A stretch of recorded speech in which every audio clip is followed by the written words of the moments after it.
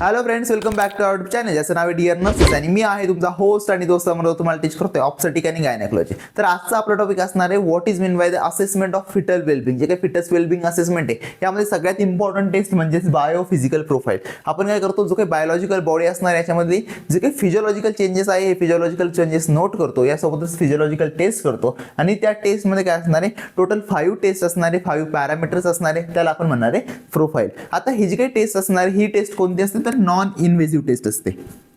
त्याच्यामध्ये कोणत्याही प्रकारचं इन्व्हेजन आपण काय करत नाही, मदरच्या बॉडीमध्ये घेत नाही, म्हणून ती काय असणार आहे नॉन इन्व्हेसिव्ह टेस्ट. यासोबतच ही जी काही बायोफिजिकल प्रोफाईल आहे ही बायोफिजिकल प्रोफाईल आपण with the help of non stress test आणि अल्ट्रासोनोग्राफी यासोबत काय करतो ती कंप्लीट करतो. नॉन स्ट्रेस टेस्ट आणि USG जी काही अल्ट्रासोनोग्राफी, या अल्ट्रासोनोग्राफी थ्रू काय करणार आपण टोटल असेसमेंट करणार आहे आणि या असेसमेंट थ्रू आपल्याला जे काय हाय रिस्क प्रेग्नन्सीज आहे या हाय रिस्क प्रेग्नन्सीज काय होणार आहे, डिटेक्शन होणार आहे. For there is a detection of fetal wellbeing. जो काही फिटस आहे या फिटसचं वेलबिंग, त्याच्यासोबतच जो की मदर आहे या मदरच्या बॉडीमध्ये जे काही आपल्या ॲबनॉर्मॅलिटीज आहे किंवा हाय रिस्क प्रेग्नन्सीज आहे या हाय रिस्क प्रेग्नन्सी काय होणार आपल्याला डिटेक्ट होणार आहे आणि या डिटेक्शन नंतर काय करणार आपण मॅनेजमेंट करणार आहे. आणि हे मॅनेजमेंट करण्यासाठी आपण काय करणार आहे, जे काही बायोफिजिकल प्रोफाईल्स आहे या बायोफिजिकल प्रोफाईल आपण काय करतो परफॉर्म करतो. जर आपण बघितलं तर जो काही बायोफिजिकल प्रोफाईल याच्यामध्ये जे काही पॅरामीटर्स आहे, पॅरामीटर्स आपण जर विचार केला तर पॅरामीटर्समध्ये इन्क्लूड होतो जो काही फिटल हार्ट रेट आहे.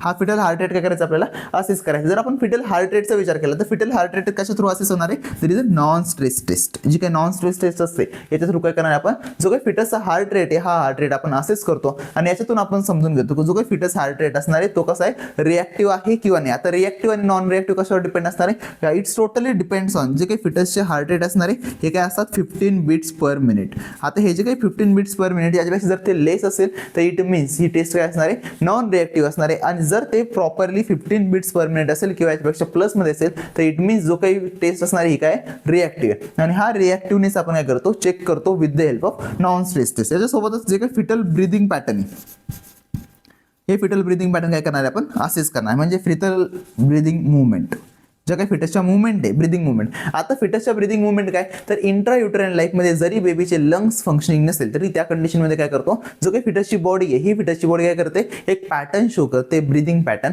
आणि तो ब्रीदिंग पॅटर्न काय करायचा आपल्याला असेस करायचा. आता ब्रीदिंग पॅटर्न का शो करणार आहे, कारण ज्या वेळेला बेबीची डिलिव्हरी होणार आहे किंवा बेबीचं काय होणार आहे बर्थ होणार आहे त्या कंडिशनमध्ये जे काही फिटसची कंडिशन आहे, फिटसची जे काही ब्रीदिंग पॅटर्न आहे हा ब्रीदिंग पॅटर्न त्याच्यामध्ये डेव्हलप झालेला पाहिजे. त्यासाठीच काय जो काही फिटल ब्रीदिंग मुवमेंट आहे हा इंट्रायुटराइन लाईफमध्येच काय होतो, डेव्हलप होतो. आणि त्या डेव्हलपमेंटचं काय करायचं आपल्याला असेसमेंट करायचं आहे, तो असणार आहे फिटल ब्रीदिंग मुवमेंट. आता या फिटल ब्रीदिंग मुवमेंट आपण कशा थ्रू असेस करतो तर अल्ट्रासोनोग्राफी, जी काही USG आहे या USG थ्रू काय करणार आपण असेस करणार आहे. देन नेक्स्ट आहे जे काही फिटसच्या मुवमेंट आहे, फिटल मुवमेंट.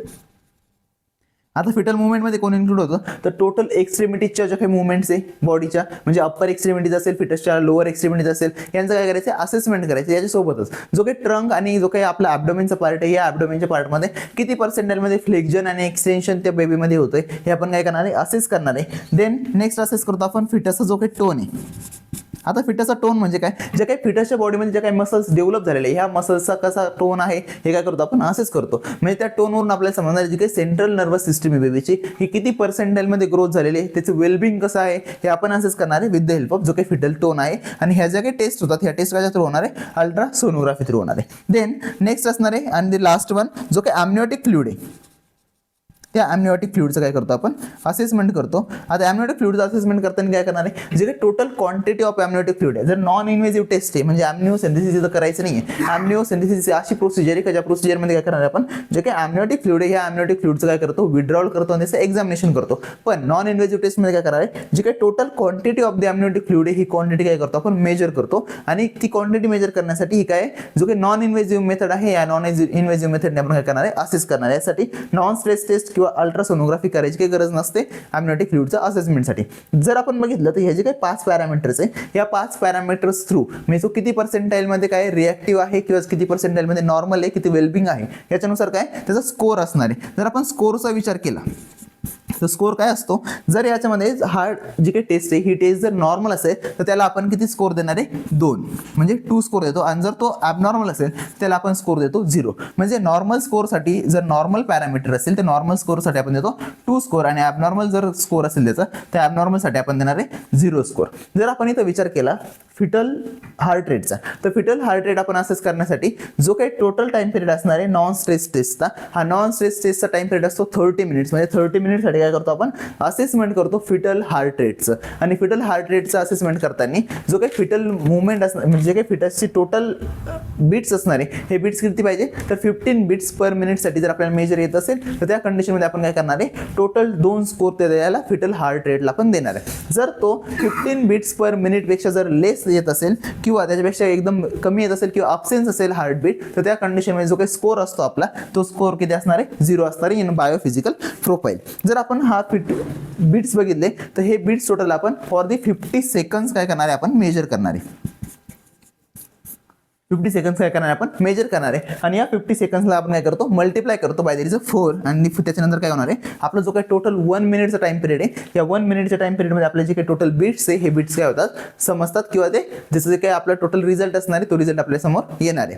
देन नेक्स्ट जर आपण विचार केला तर नेक्स्ट असतं फिटल ब्रीदिंग मुवमेंट. जर फिटल ब्रीदिंग मुवमेंट्स आपण बघितलं ते मुवमेंट काय करतो बेबी शो करतो त्याचे एपिसोड त्याचे जे काही पॅटर्न्स आहे हे पॅटर्न्स काय करतो शो करतो. आता जर आपण बघितलं तर फिटल ब्रीदिंग मुवमेंटमध्ये कसले पॅटर्न शो करणार आहे जो काही डायफ्रॅग्मॅटिक मुवमेंट असणार आहे याच्यासोबत जे काही रेस्पिरेटरी मसल्स आहे या रेस्पिरेटरी मसल्समध्ये काय होतं चेंजेस होतात आणि त्या चेंजेसमुळे काय होणार आहे जो काही फिटस आहे या फिटसच्या बॉडीमध्ये काय असणार आहे जे काही फिटल ब्रीदिंग मुवमेंट आहे ह्या प्रेझेंट असतात आणि या ज्या काही फिटल ब्रीदिंग मुवमेंट आहे या काय करतो आपण असेस करतो. जर आपण नॉर्मली बघितलं तर फिटल ब्रीदिंग मुवमेंट काय त्याच्यामध्ये जी काही फिटल ब्रीदिंग मुवमेंट आहे या fetal breathing movement about more than 30 seconds पर्यंत काय पाहिजे प्रेझेंट पाहिजे टोटल 30 मिनिट्समध्ये.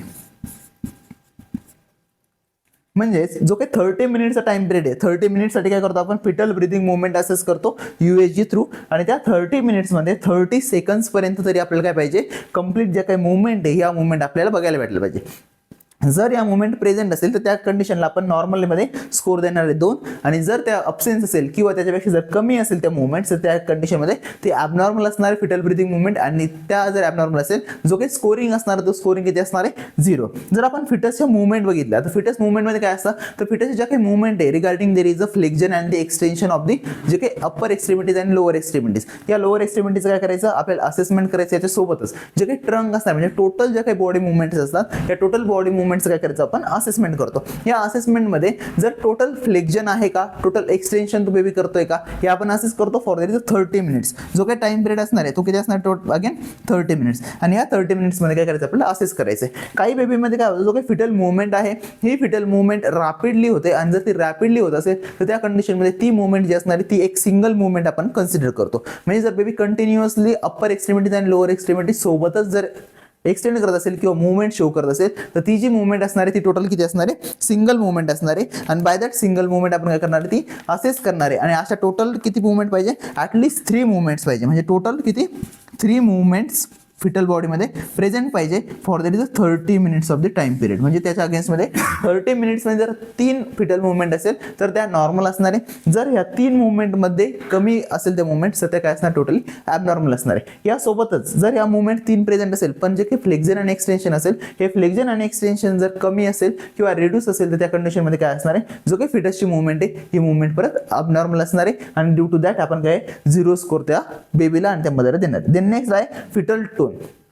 आता जर आपण फिटल टोनचा विचार केला तर फिटल टोन काय असतो फिटल टोन इट मीन्स जे काही मसल्स आहे बेबीच्या ह्या मसल्समध्ये किती पर्सेंटाईलमध्ये डेव्हलपमेंट झाले ते आपण इथं असेस करतो. यासोबतच फिटल टोन म्हणजे काही मसल्स आहे या मसल्सवरून आपल्याला समजतं की जे काही सेंट्रल नर्वस सिस्टीम बेबीची ही सेंट्रल नर्वस सिस्टीम किती पर्सेंटाईलमध्ये ग्रोथ आहे किंवा त्याच्यामध्ये डेव्हलपमेंट आहे वेलबिंग त्याचं कसं आहे हे आपल्याला असेस होणार आहे फिटल टोन थ्रू. आता फिटल टोनमध्ये जे काही फिटसच्या मुवमेंट आहे ह्या मुवमेंटमध्ये ज्या काही मसल्स आहे या मसल्स कशा प्रकारे ते काय करतात त्यांचा टोटल जो काही एपिसोड असणार आहे ज्या काही मुवमेंट्स आहे त्या मुवमेंट किती पर्सेंटाईलने ते शो करतात याच्यावरती आपण काय करतो ते स्कोरिंग करतो. जर ते आपण बघितलं तर जे काही एक्सटेन्शन असणार आहे आणि जे काही फ्लेक्झन असणार आहे हे एक्सटेन्शन आणि फ्लेक्झन ते टोटल आहेत किंवा नाहीये हे आपण काय करतो असेस करतो. जर ते एक्सटेन्शन आणि फ्लेक्झन टोटल असेल म्हणजे एकदा बेबी एक्सटेंड करत असेल त्याचा लिम्ब आणि त्या लिम्स काय करतोय परत तो फ्लेक्स करतोय आणि ते जर फ्लेक्झन आणि एक्सटेन्शन ते प्रॉपर कंप्लीट असेल तर तो जो काही टोन आहे बेबीचा तो काय असतो नॉर्मल असतो. जर तो टोटल एक्सटेंड करत असेल पण फ्लेक्झन करताना जर तो प्रॉपरली करत नसेल किंवा पार्शियली करत असेल तर तो टोन काय असणार आहे अगेन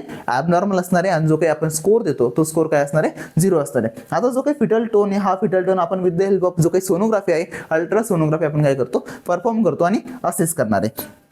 जर त्या टोनचा विचार केला तर टोनमध्ये काय येतो इन्क्लूड होतो, जर काही फिटसचे हँड्स आहे हे हँड्स काय असतात क्लोज असतात आणि ते क्लोज हँड काय करतो फिटस ओपन करतो इंट्रायुटेराइन लाईफमध्ये, म्हणजे ओपनिंग अँड क्लोजिंग जे काही फिंगर्स असणार आहे हे फिंगर्स करतोय किंवा नाही करत आहे हे आपण काय करतो फिटल टोनमध्ये असेस करतो. देन लास्ट वन असणार आहे ॲम्निओटिक फ्लुइड, जो काही ॲम्निओटिक फ्लुइड आहे आउटसाइड जो काही एम्ब्रिओ आहे एम्ब्रिओच्या आउटसाइड आणि युटरसच्या आतमध्ये तेच काय करणार आपण असेसमेंट करणार आहे. आणि जो काही ॲम्निओटिक फ्लुइड या ॲम्निओटिक फ्लुइडचं काय करतो आपण टोटल मेजरमेंट करतो त्याचा क्वांटिटीमध्ये,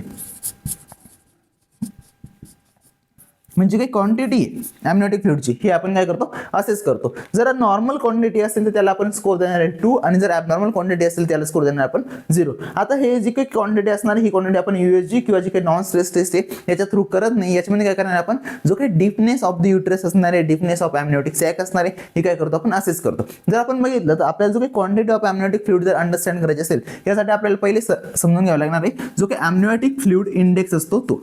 आता ॲम्निओटिक फ्लुइड इंडेक्स काय असतो, जो काही युट्रस आहे या युट्रस काय करतो आपण 4 क्वाड्रंट्स करतो आयडियली, आणि हे जे काही 4 क्वाड्रंट्स आहे हे 4 क्वाड्रंट्स कुठून करणार आहे, जो काही आपला अंबिलिकस असणार आहे मदरचा या अंबिलिकसला काय करणार आहे ॲट अ सेंटर पॉईंट आपण त्याला कन्सिडर करणार आहे. जर मदरचा अंबिलिकस सेंटर पॉईंटला आहे तर या सेंट्रल पॉईंट पासून काय करायची एक हॉरिझॉन्टल लाईन, इमॅजिनरी हॉरिझॉन्टल आणि एक इमॅजिनरी काय वर्टिकल लाईन ड्रॉ करायची आणि त्यांनी काय होणार आहे जे काही 4 क्वाड्रंट्स आहे या 4 क्वाड्रंट्स आपण डीपनेस काय करतो मेजर करतो. डीपनेस म्हणजे काय तर हे काय करायचं जो काही ॲब्डोमेन असणार आहे हा ॲब्डोमेन कंप्रेस करायचा आहे विथ द हेल्प ऑफ जो काही ट्रान्सड्युसर असणार आहे UAG जो काही ट्रान्सड्युसर असतो तो काय करतो आपण याच्यामध्ये कंप्रेस करतो प्रेशरफुली, आणि तो प्रेशरफुली कंप्रेस केल्यानंतर त्याचा जो काही डीपनेस असणार आहे हा डीपनेस काय करतो आपण मेजर करतो. म्हणजे प्रत्येक जो काही फर्स्ट सेकंड थर्ड आणि फोर्थ जे काही 4 क्वाड्रंट आहे याचा डीपनेस आपण मेजर करतो आणि याची जी काही टोटल सम असणार आहे ही सम ॲटलिस्ट किती यायला पाहिजे 5 यायला पाहिजे. जर ती टोटल सम 5 सेंटीमीटर येत असेल इट मीन्स जे काही ॲम्निओटिक फ्लुइड आहे त्याची क्वांटिटी काय असणार आहे नॉर्मल असणार आहे. बट जर ती 5 सेंटीमीटर पेक्षा जर त्याची सम कमी येत असेल तर त्या कंडिशनमध्ये काय असणार आहे जो काही ॲम्निओटिक फ्लुइड इंडेक्स आहे किंवा जे काही ॲम्निओटिक फ्लुइड आहे त्याची जी काही क्वांटिटी असणार ती काय असणार लेस असणार आहे. आणि जर ती क्वांटिटी लेस असेल तर दॅट्स कंडिशन कॉल्ड ॲज जो काही आपला ऑलिगो हायड्रो ॲम्निओन्स असणार आहे तो मध्ये काय होणार आहे डेव्हलप होणार आहे. आणि जर ती कंडिशन म्हणजे जर जो काही ॲम्निओटिक फ्लुइडची क्वांटिटी आहे जर त्याची आपण टोटल सम केली जर ती 25 सेंटीमीटर पेक्षा जर एक्स्ट्रा येत असेल तर दॅट मीन्स त्यामध्ये काय डेव्हलप होत आहे पॉलीहायड्रो ॲम्निओन्स. पॉलीहायड्रो ॲम्निओन्स मध्ये जो काही ॲम्निओटिक फ्लुइडची नॉर्मल क्वांटिटी आहे ही क्वांटिटी काय होते इन्क्रीज झालेली असते आणि ड्यू टू दॅट जे काही फिटलचं डेव्हलपमेंट आहे या डेव्हलपमेंटवरती काय होतो इफेक्ट पडतो. आणि जर ते लेस होत असेल तर त्या कंडिशनमध्ये काय होणार आहे जो काही फिटस आहे या फिटसच्या फिटल मुवमेंटमध्ये ते काय करतात इंटरफेअर करतात आणि त्यामुळे जो काही बेबी आहे या बेबीमध्ये काय होऊ शकतं डिहायड्रेशन डेव्हलप होऊ शकतं आणि ड्यू टू दॅट डिहायड्रेशन बेबीचं जे काही वेलबिंग असणार आहे ते प्रॉपरली नसणार आहे. म्हणजे इथं काय करणार आपण जी काही क्वांटिटी आहे ही असेस करतो विथ द हेल्प ऑफ जो काही ॲम्निओटिक फ्लुइड इंडेक्स याच्या थ्रू.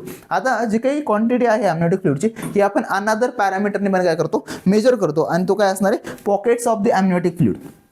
जे काही ॲम्निओटिक फ्लुइड्स आहे